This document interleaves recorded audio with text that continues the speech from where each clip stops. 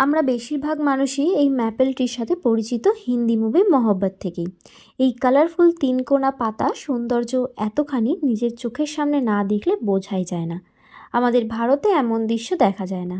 আমরা এটা শুধু ক্যালেন্ডার, কার্ড বা সিনেমা বা পোস্টারেই দেখে এসেছি।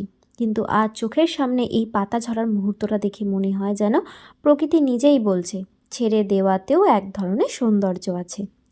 পৃথিবীতে এই ম্যাপেল ট্রি প্রায় 130 থেকে 150টা প্রজাতি আছে। তারই মধ্যে কয়েকটি নাম হলো sugar maple, red maple, Japanese maple, silver maple, Norway maple.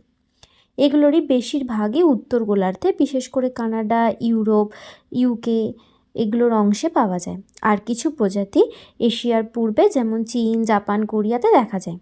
এই গাছের সবচেয়ে পরিচিত বৈশিষ্ট্য হলো এই পাতার রং পরিবর্তন। গ্রীষ্মে পাতাগুলো সবুজ থাকে আর শরৎ আসলে লাল, কমলা, হলুদ রং ধারণ করে। এই রঙের উৎসবটাই বলা হয় ফল কালার্স বা অটম ফলিয়েজ। এই ম্যাপেল গাছই কানাডার আবার জাতীয় প্রতীক। লক্ষ্য করে দেখবেন কানাডার পতাকাতে ম্যাপেল লিফ ব্যবহৃত হয়। কানাডার মানুষ ম্যাপেলকে ভালোবাসে কারণ এই গাছ দেশ জুড়ে ছড়িয়ে আছে এবং এর থেকে তৈরি হয় তাদের বিখ্যাত ম্যাপেল সিরাপ। শরতের ঝরা পাতা আমাদের মনে করিয়ে দেয় সব কিছু এক সময় বদলায়, কিন্তু সেই পরিবর্তনও সুন্দর হতে পারে।